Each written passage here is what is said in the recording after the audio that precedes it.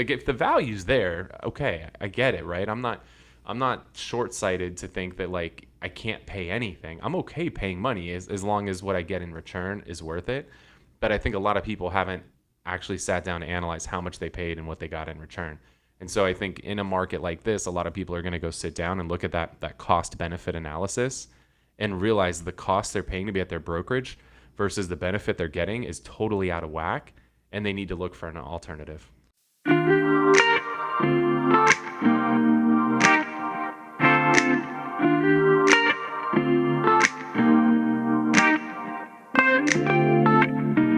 Welcome to the Whissel Way Podcast. My name is Kyle Whissel, your host with eXp Realty in San Diego. My name is Bryan Koci, Director of Marketing here at Whissel Realty Group. You said you want to do something different today, so a little go bit ahead. Different. So today, well, not today, just only, but man, this is not a great start. Come on, Bryan. I want to talk a little bit about what we're going to be talking about with the podcast before you do your whole spiel. All right. Well, you know what we're talking about. I don't. So during COVID, there has been a new phrase that has been coined called the Great Resignation. This is where we saw, especially really prevalent on TikTok, people quitting their jobs in droves, and usually fairly public, right? They bring a marching band in and to tell their boss to fuck off, or like they go over the loudspeaker and whatever, right? They do these big elaborate things, which I don't think was a great idea, but it was fun to watch other people ruin their lives. As the market shifts, right, we've heard year after year after year, 87% of real estate agents fail in the first 5 years. I don't think we've probably seen those numbers because the market has been really good. Yeah. Relatively easy. Yeah. But things are starting to shift, and if it shifts the way we expect it to, we might see some of those people fall off. And so on today's episode, I want to talk about what we're coining as the Great Resignation of real estate, and watching people either leave the business or leave the teams or real estate resignation. Real estate. Okay. That's the new one.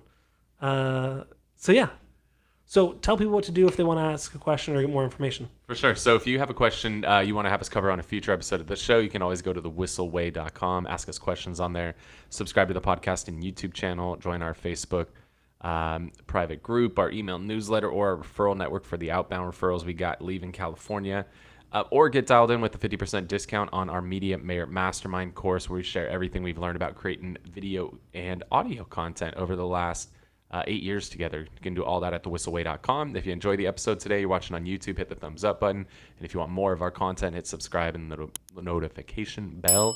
And if you're on a podcast platform, if you make sure to subscribe, and if you want more of the content, write a little review. It means a lot to us to get a review from you on that. So let's dive into this, right? Things are changing a lot. There was the Great Resignation, which happened where everybody was quitting their jobs because they were like, F you, the government's going to pay me stupid amount of money to sit on my ass and do nothing.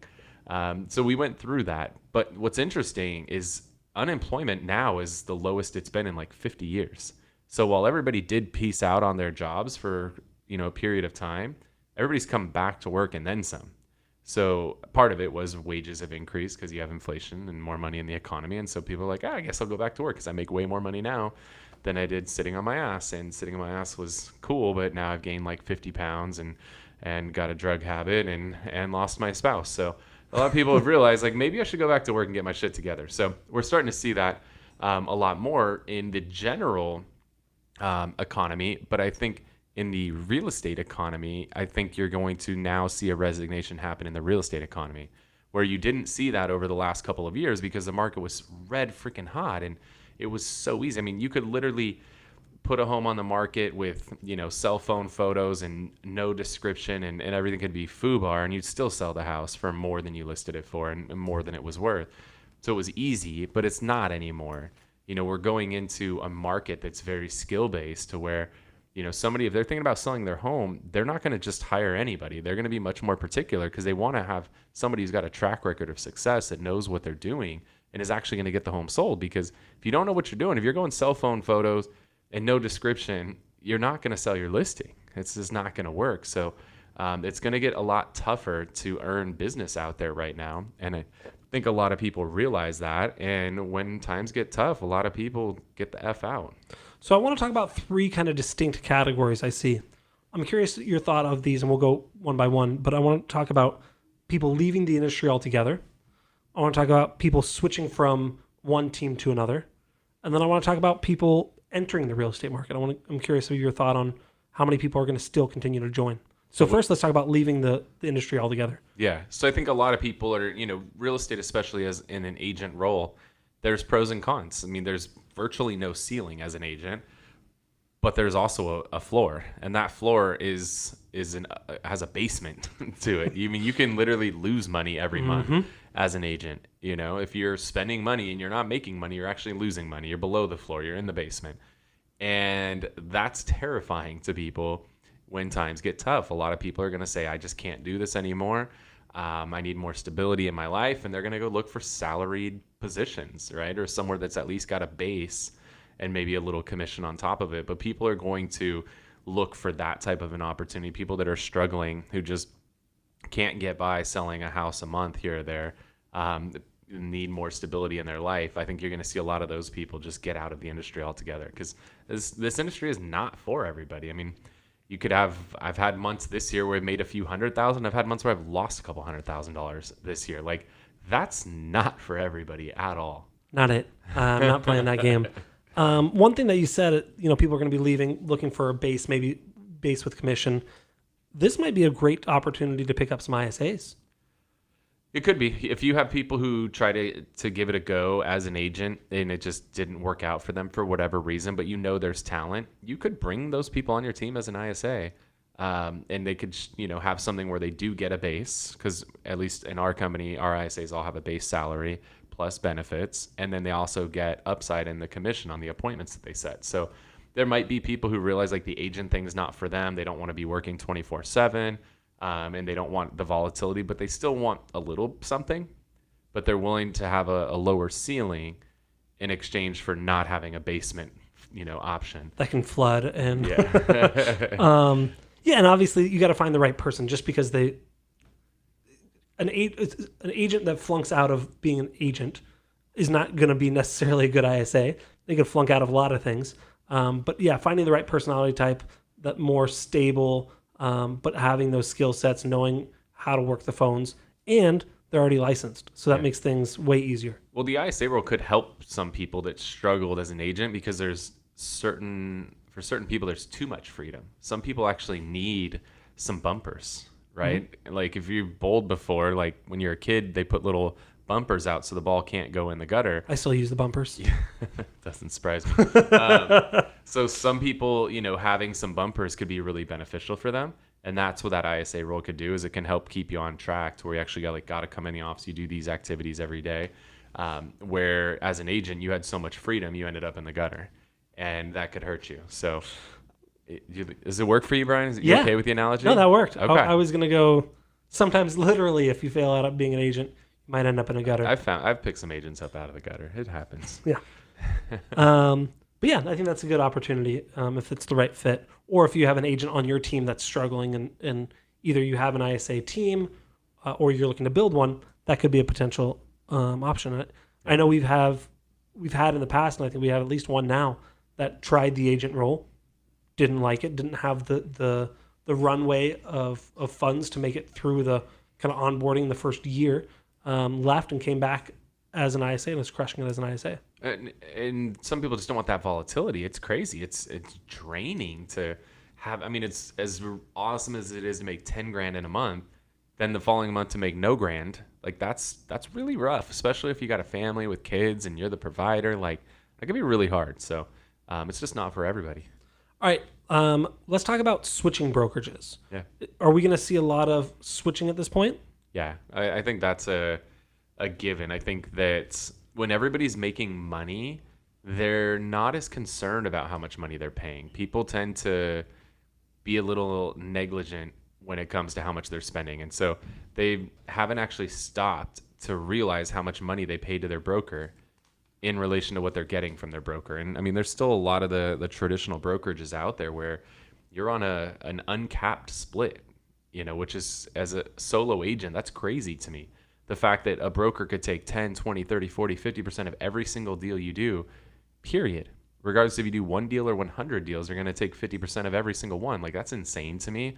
Unless you're on a team where the team's actually covering a ton of your expenses and providing you leads and setting you appointments, okay, that makes sense. But a brokerage is going to take a cut off every deal you do in perpetuity and provide little and no value. Yeah, like if the value's there, okay, I get it, right? I'm not short-sighted to think that like I can't pay anything. I'm okay paying money as long as what I get in return is worth it. But I think a lot of people haven't actually sat down to analyze how much they paid and what they got in return. And so I think in a market like this, a lot of people are going to go sit down and look at that cost benefit analysis and realize the cost they're paying to be at their brokerage versus the benefit they're getting is totally out of whack, and they need to look for an alternative. Any quick tips on looking for an alternative? I mean, do you have a recommendation that fits everyone? Do you recommend, hey, look at joining a team where you have support? Do you say, hey, do it on your own and keep costs really low? Like, obviously, you can tailor it to anyone's specific needs, but is there one thing that you say, hey, this probably fits for the majority of people? No, there's no perfect brokerage, because if there was like a certain model that was the best for everybody would be at that brokerage, and that just doesn't exist. I mean, even the biggest brokerage in the country has less than 10% of the agents in the country. Like, is that true? So that's a fact. So if there was like one brokerage model that was the best for everybody, we wouldn't need thousands of brokerages, right? So the thing is, and it's not even about the model as much as it is about the people. The people that you're surrounding yourselves with, the people that you're going to be interacting with on a day-to-day basis, the people that are, casting the vision for the company, and then, the people that are integrating that vision into the company, and people that are thought leaders that are really ahead of the curve, not just where the market's at, but where the market's going. Like, that's something you should really consider. You really got to consider that in addition to the model, because the model matters, but the model's not everything, which is why there's not one model. Yeah, that's really hard to look at in a spreadsheet. You can look at splits, you can look at model and alternative revenue, but looking at the team as a whole, and I know I want to go through this really quickly, but I know one of the things that you do when people are asking you to join the team is you say, here's the roster, call any of my agents and ask them. Do you want to talk about that for a minute? Yeah, and just I'll come back to that, but think about, like, I would go work for Elon Musk and I'd make less money than going to work for Ford. Like, they both are car companies, but I'd rather be a part of Tesla and learning from Elon than I don't even know who the hell runs Ford.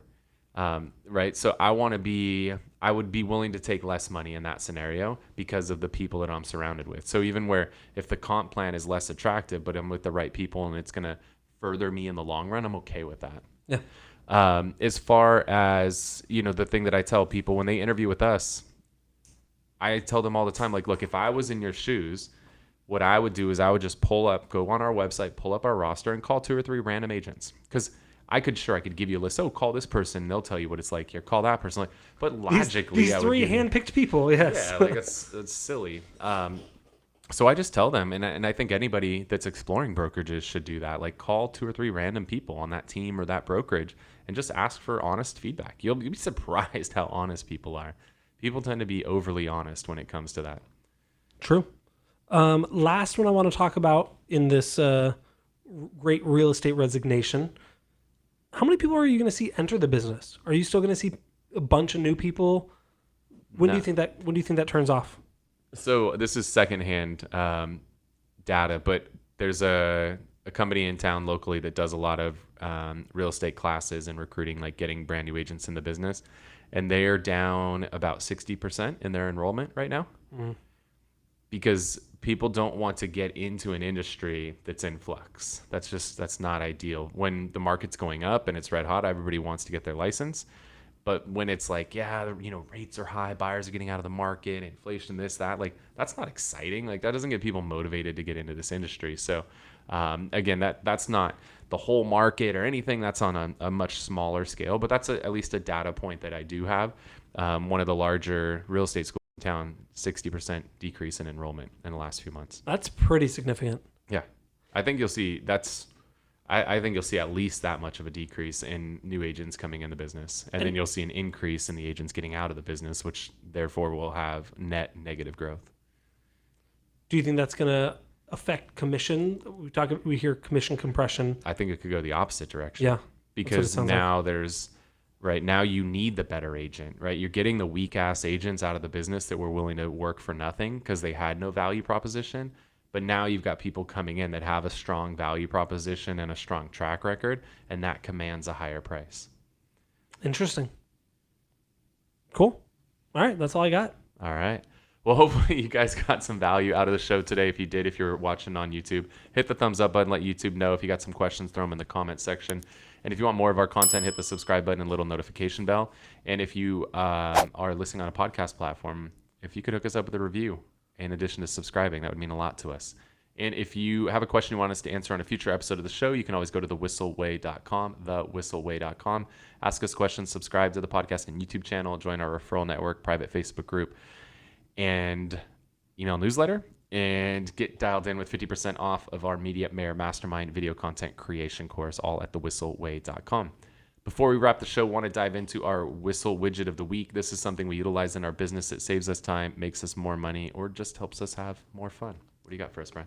This one I haven't used before, but I've heard it pop up a couple times. And then I heard it today on a mastermind we were on, I think from Lauren Taylor. Cool. And she says she uses this tool. It's an online tool called repurpose.io. And I want to look into it a little bit more. But apparently you can download TikTok videos without the watermark and then upload them to, she said, Instagram Reels, YouTube Shorts, and kind of do this all for you automatically. I tried to look at pricing and it looks like it's probably $25 a month. And if that's the case, it's something that's pretty unique because right now we upload it all individually. So something I'm going to look into. I've heard it pop up a couple times. This was from a source that seems to be trustworthy. I don't know her personally, but it seems like a lot of people on the call did. And so repurpose.io is something that our team is going to be looking into. All right. I'm struggling, Bryan, because we've now done like 200 of these. So I'm trying to think of where I want to stretch to. I may have done this one already. If I did, I apologize. But was it sticky notes? Was it putting a stupid thing around your neck that still it's cool. Camera attached? Shut up. It's cool. Bryan, Post-it notes. So within Facebook and Instagram, there's the ability to add people as favorites in both of these platforms, which could be really beneficial because if you are either, have a lead that you're inconsistent contact with that's close to making a decision, it can be very valuable for you to engage in their content they're putting on social. So you can save people as favorites. I don't remember what the limit is, 25, 50 people, something like that. But then you can see only the favorites feed, or your favorites will show up at the top of your feed on Facebook, or on Instagram, you can see just a feed of your favorites only. So it can be really valuable if you have a client that you're trying to work with, and you want to make sure that you stay top of mind for them by engaging in their content. It's also really good if you're, in growth mode with your team, with your brokerage, and you're looking to attract agents in. It could be really beneficial to make sure that you're consistently engaging with the content that those people you're going after. You make sure you stay in their feed so that you're staying top of mind to them, and that it shows that you're actually like paying attention to what they're doing in the world. And so using that favorites feature could be really valuable. Yeah, I think it's more on, at least it used to be, you could do more on Facebook than on Instagram. They just added on Instagram in the last few months. Cool. So that's a cool feature. Like it definitely can help out, and that's different than your close friends feature on Instagram. So check that out. Cool. Awesome. Well, hopefully you got a lot of value out of the show today, guys. I'm Kyle Whissel with eXp Realty. I'm Bryan Koci. We'll see you next week. See you guys. Wait. Before you leave, I want to share some more tips and tricks that we're using in our business to take it to that next level. Just click right here. And don't forget to subscribe. Click right here.